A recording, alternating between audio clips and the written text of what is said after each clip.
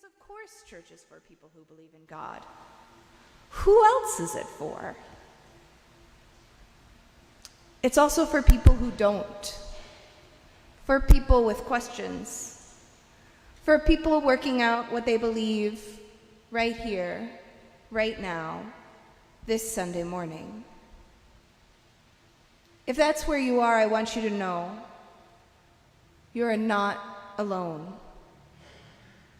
You are in exactly the right place. It's a little bit like saying that gyms are for people who already have an exercise routine. Sure, many people at a gym obviously have one. That's why they're there. But gyms, from my own lived experience, are also for people who don't have that routine. For the people who want to be the kind of people, who want to become the kind of people that do. Right? The people that keep showing up, trying to figure it out. The people who try and fail, and then the next day they get up and try again. And when they fail again, they try again. Our reading from Isaiah was written for a people exactly in this kind of disorientation. A community in exile, worn down, wondering whether the promises made to their ancestors still held any weight. The prophet doesn't answer their doubt with an argument. He answers it with a memory. Look to the rock from which you were hewn, to the quarry from which you were dug. Look to Abraham, your father, and to Sarah, who bore you. This is the good news. You don't need to invent your faith out of nothing. You don't need to sustain it out of nothing either. You are cut from somewhere. You come from somewhere. And here at church, you come from a long line of people who doubted and were comforted, who wandered and were led, who despaired and were surprised by joy. People who sat in these very pews long before you. When I was cut off from my own belief, it was the quarry, the church, the people who came before me, the people who are coming still, the people who are yet to come, that held the shape that I could not hold on my own. Now, at first glance, today's gospel reading looks like the opposite of what we're talking about. It looks like a story of certainty. Jesus asks his followers who he is. Peter proclaims him the Messiah, the Anointed One. Peter gets the right answer, the gold star, the A+, Jesus is pleased. Straightforward. But look closer. Jesus asks the 12 who they think he is, and there's some group discussion about what other people say.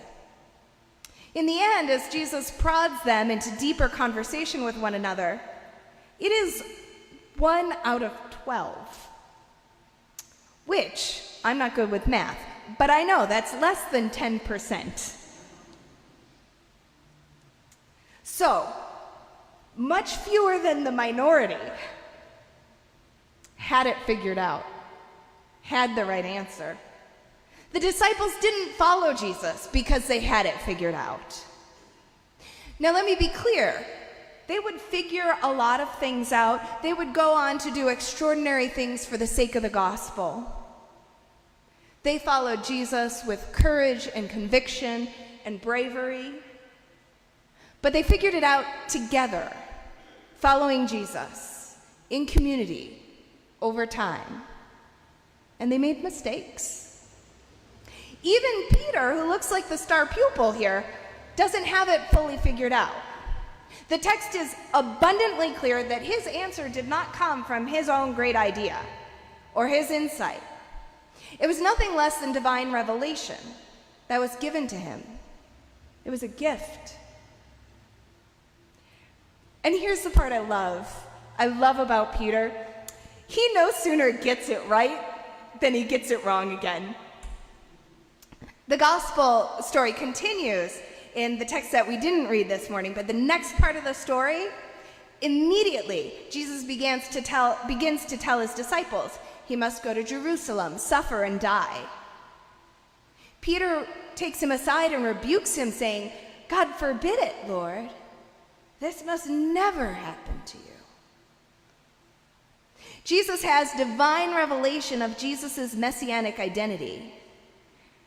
And in the next moment, he demonstrates he has absolutely no idea of what being the Messiah truly means. It's one dazzling moment of clarity followed almost immediately by total misunderstanding, which just feels very familiar. It's the shape of the spiritual life. Flashes of insight that last a moment, and then misunderstanding. Then our faith falls apart. And there's nothing wrong when this happens to you. It happened to Peter, whom Jesus called the rock. We get it right, and we get it wrong, and we need one another to keep us going in between. That's exactly the picture that Paul paints for the church in Rome.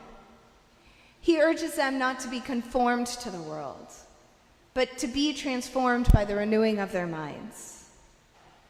And then, notably, he doesn't ask them to work this out alone. He tells them that they are one body with many members, some with the gift of teaching, some of generosity, some of leadership, some of mercy. No single member holds the whole picture. No single member is asked to. And that's good news for those of us who, like Peter, get it right and immediately get it wrong. You are not required to be the whole body. You're a member of it, one voice among many, together beginning to look something like the mind of Christ, even when no individual in the room ever fully arrives there alone. Here in the Episcopal Church, we are an incarnational people. That means we cherish the idea of God becoming human and dwelling among us, taking on our humanity. And it means that our humanity is at the heart of our spiritual practice. The faithful living of our lives becomes our spiritual discipline.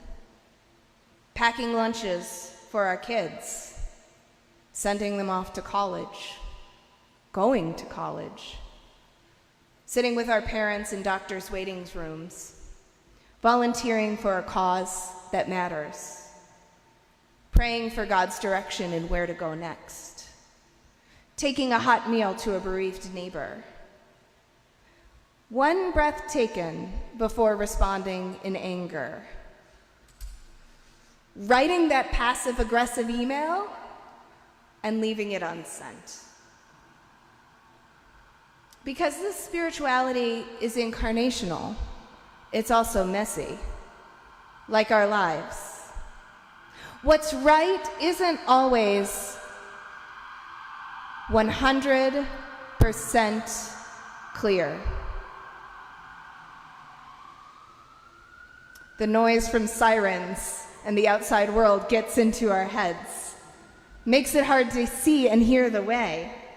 We face choices between two goods and can't choose both, or choices with no good options at all. And here we meet the truth again. We do not come to church because we have our lives figured out. We come to church because we don't. The psalmist prays, "Your love, O Lord, endures forever. Do not abandon the works of your hands." And that's the promise beneath all of it. Not that we'll stop being confused. Not that we'll stop rebuking Jesus in the same breath we've just named him rightly. But that the God who began a work in us who called Abraham and Sarah, who called 12 unlikely followers, who met me in a church that I walked into without belief. God does not leave that work half finished. So if you walked in here this morning unsure of what you believe, not sure of what to do next, carrying heavy questions and problems, glancing over your shoulder before you'd even admit it to yourself, you are not on the margins of this story. You're at its center, its very heart. I was there too. That has always been where faith begins, not in certainty, but in people willing to keep showing up to a body, to a table, to one another, long enough for something holy to take shape between them. We do not come to church because we have arrived. We come because together we are still being formed. And somehow in the wrestling, in getting it right and getting it wrong, in showing up as one member among many, it is our lives that make God known, whether we know it or not. Amen.